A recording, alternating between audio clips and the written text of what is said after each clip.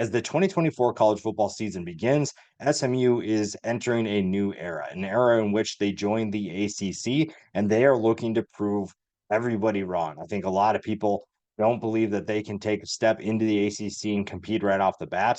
And while they're not going to be able to answer that question right away, they can get their season off to a very good start, an explosive start, and we'll see what Nevada has to counter with that. Now, this is a team that is very explosive. Brett Lashley has done a good job of getting this team into great positions. And last year we saw them take a huge step, finished 11-3 in the AAC in their final season, and now they join the ACC to see what they're able to do against better competition. First, though, in their way is the Nevada Wolfpack. This is a team that went 2-10 last year, struggled scoring the football, also struggled keeping teams off the scoreboard, hence why SMU is favored by 27.5. Now, this is week 0. This is the first game for both of these teams.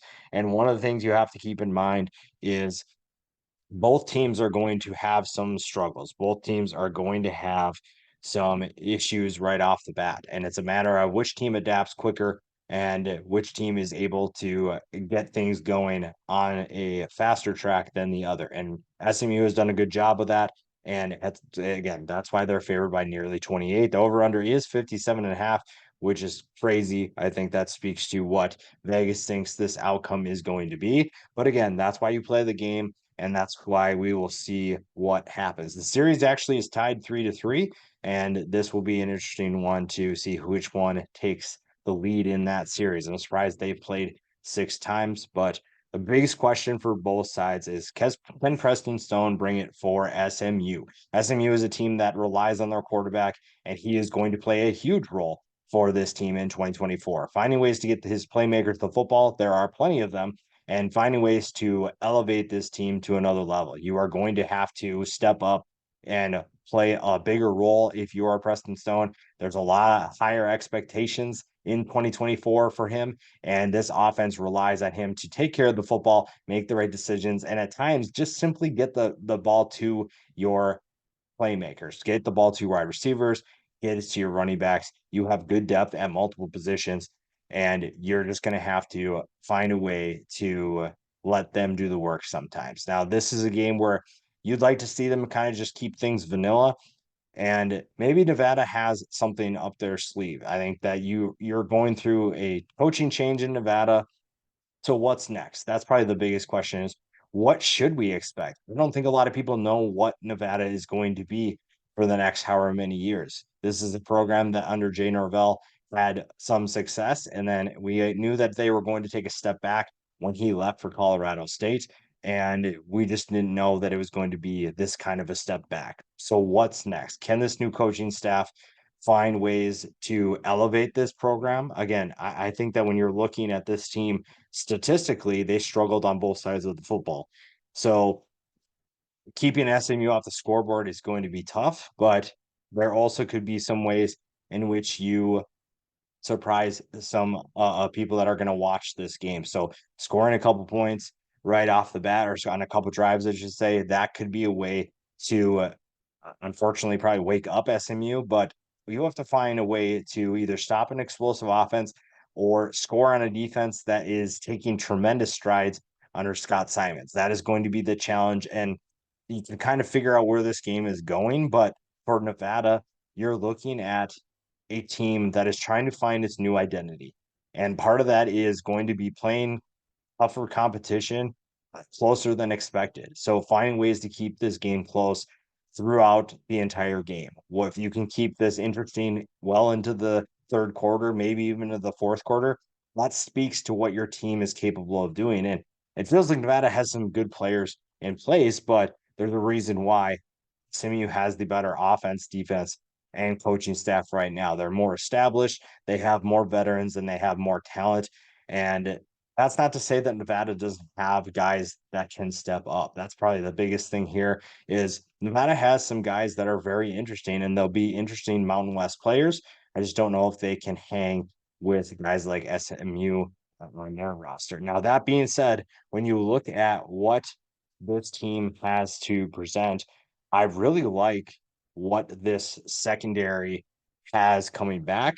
But first, we're going to start with Brendan Lewis. Now, Brendan Lewis has been the QB1 for Nevada for most of the offseason, and it was only a matter of time before he's going to take that starting spot for sure. The former Colorado transfer had a very interesting year last year, threw for over 1,300 yards, threw 2 touchdowns, but also threw 6 interceptions. And one way to let this game get out of hand is by throwing picks. That's going to be something to keep an eye on.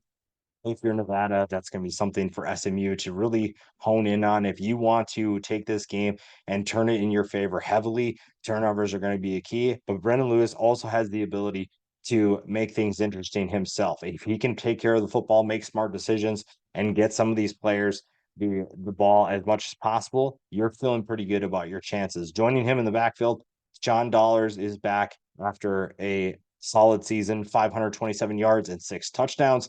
This offense has to find new playmakers, and they also have to figure out how they're going to move the football. This is a team that finished in the triple digits statistically in most categories, so that's going to be something that has to improve. Same with the defense. The defense struggled mightily last year. But that being said, I really like what this secondary has to offer. Michael Coates Jr. is a really interesting cornerback.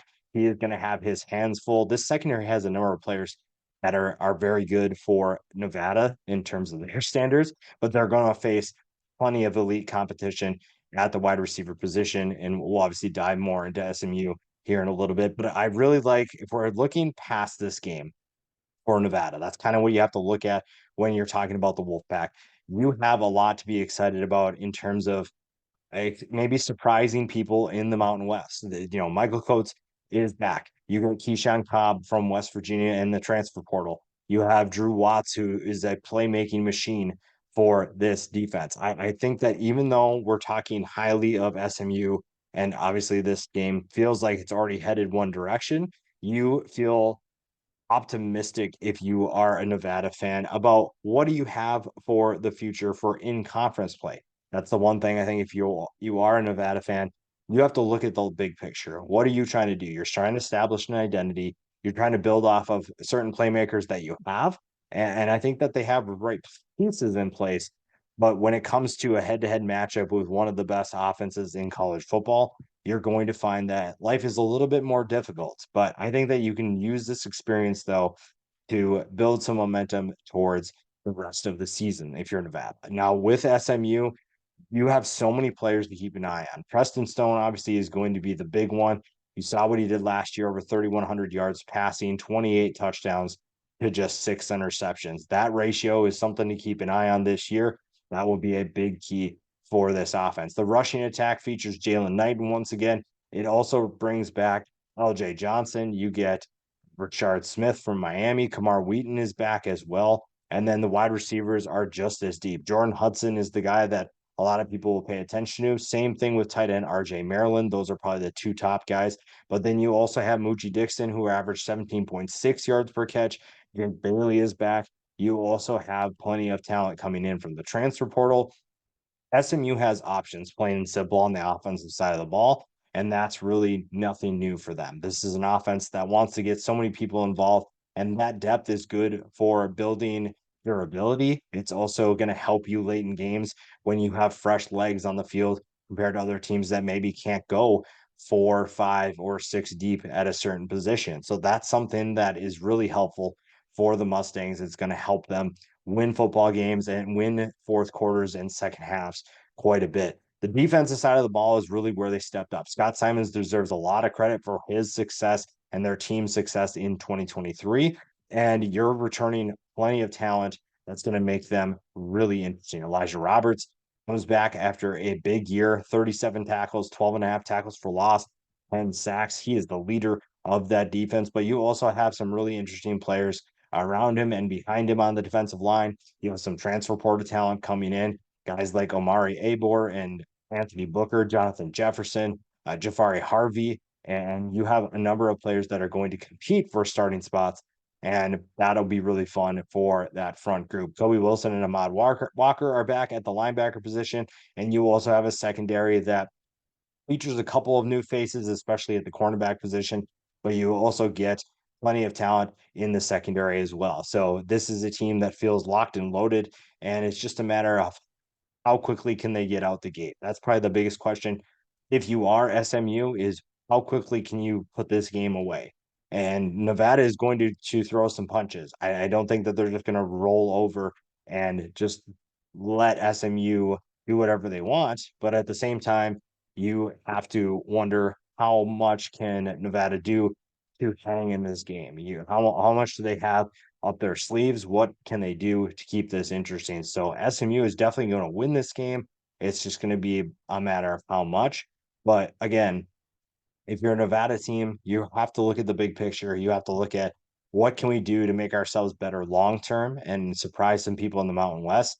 Because even though this SMU team is light years ahead of where Nevada wants to be, there's still plenty of things they can do to be successful. It's just that SMU is probably starting the year 1-0, and the Wolfpack are starting 0-1.